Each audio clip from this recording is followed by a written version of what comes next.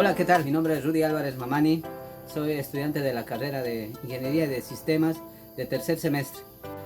Hola, ¿cómo están? Mi nombre es Esmeralda Chintari Canyagua, soy de la carrera de Ingeniería Sistemas de tercer semestre. Hola, ¿cómo están? Mi nombre es Sergio Huanca, estudiante de la carrera Ingeniería Sistemas del tercer semestre. Hoy hablaremos sobre el comportamiento de las bobinas y capacitores en la corriente alterna y continua. Comportamiento del condensador alterna y continua. Primeramente, ¿qué es un condensador?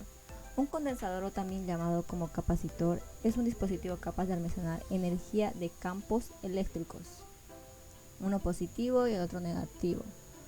En esta parte de acá, un condensador, ¿no ve? Está formado por estas placas metálicas, que es esta parte de plomito de acá, y también está formado por un aislante, que es esta parte de acá. Y ahora veremos cómo se comporta un condensador en corriente continua. En el circuito de corriente continua, la fuente de alimentación no cambia de polaridad. En nuestro ejemplo que tenemos acá, con el interruptor abierto, el voltaje del condensador es igual a 0.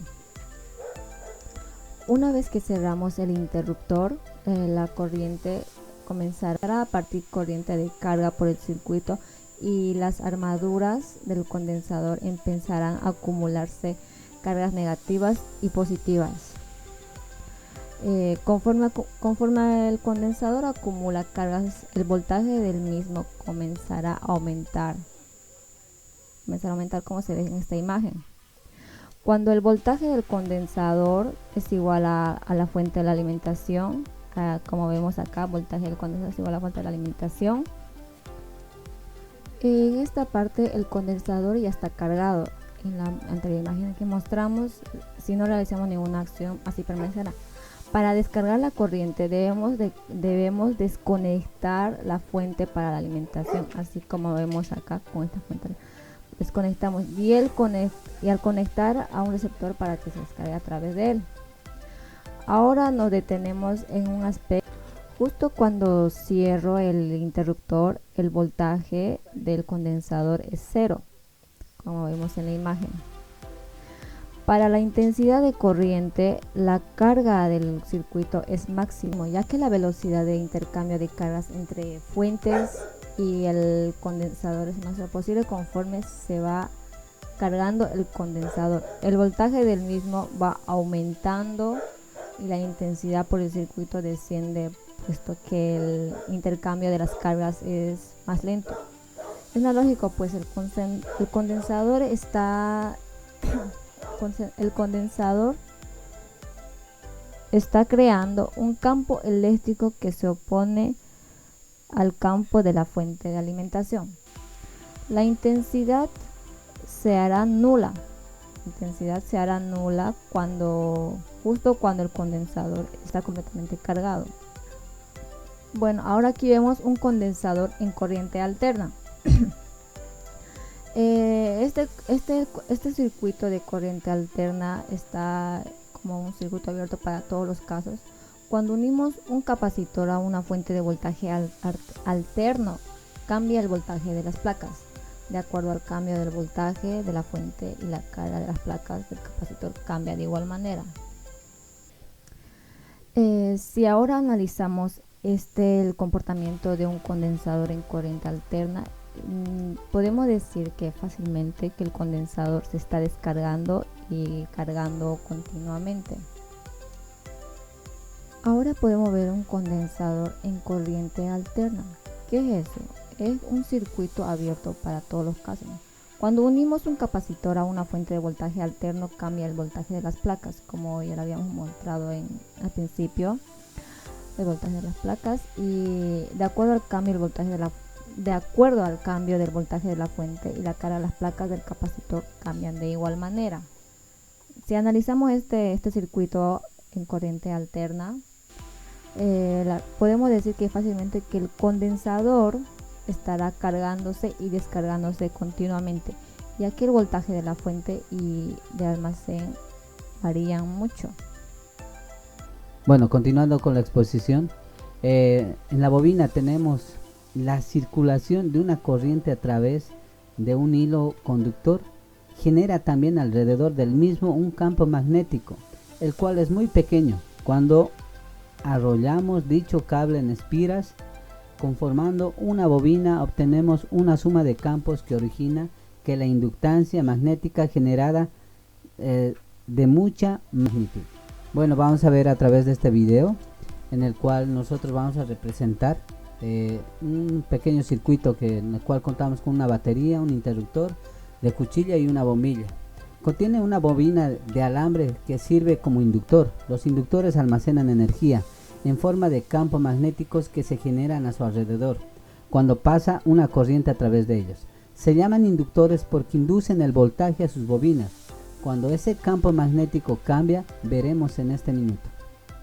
Alimentamos el circuito de electrones y la corriente crearán un campo magnético alrededor de los cables, el cual, a medida que se muevan a través de él, este es mostrado por las flechas azules, así como podemos ver en el video. Así el cable se forma en una bobina como este inductor. Las líneas del campo magnético convergen en el centro, gradualmente se acumulan hasta un campo magnético máximo, que es mucho más fuerte que el que está alrededor. Ahora representaremos, atención, en este circuito el cable inductor. En este circuito paralelo, la corriente puede viajar ya sea a través del inductor o a través de la bombilla. Entonces, como vemos en la imagen, está pasando la corriente y alimenta tanto a la bombilla como a bobina.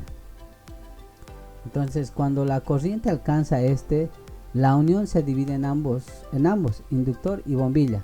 Al principio la corriente fluye mucho más fuerte hacia la bombilla. Esto sucede porque el campo magnético en el inductor crece e induce su propio voltaje a través de la ley de Faraday.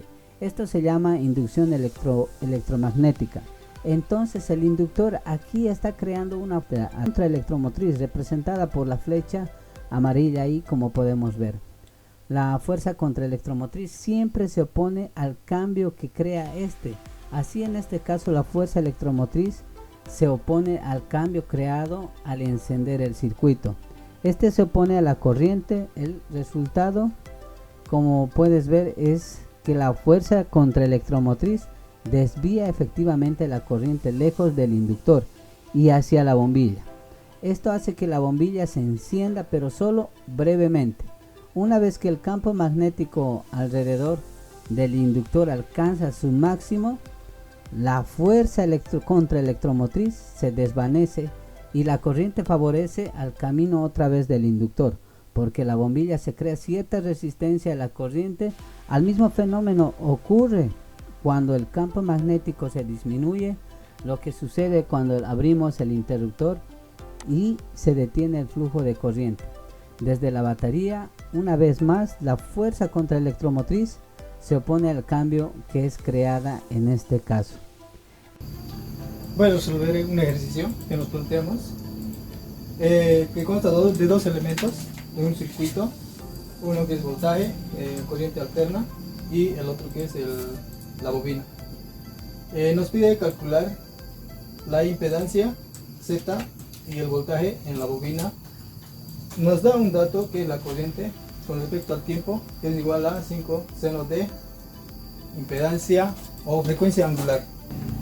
En esta parte de la pizarra nos hemos anotado las fórmulas que es necesario para resolver el ejercicio que nos hemos planteado. Aquí todo vamos a usar la impedancia y la reactancia, aquí, y luego el voltaje.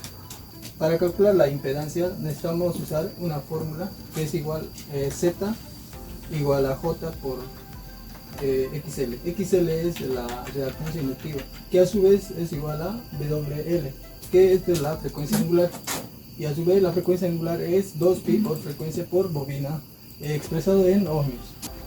Ahora, voy a reemplazar los datos que me dan a la fórmula de la impedancia, que es JWL por la bobina L, expresado en ohmios, y J es un número imaginario, y reemplazo el dato que me da, que es el valor de la frecuencia angular 400 con respecto al tiempo, por el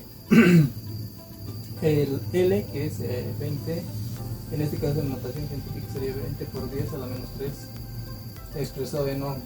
El resultado poniendo en la calculadora sale que es 8 ohms.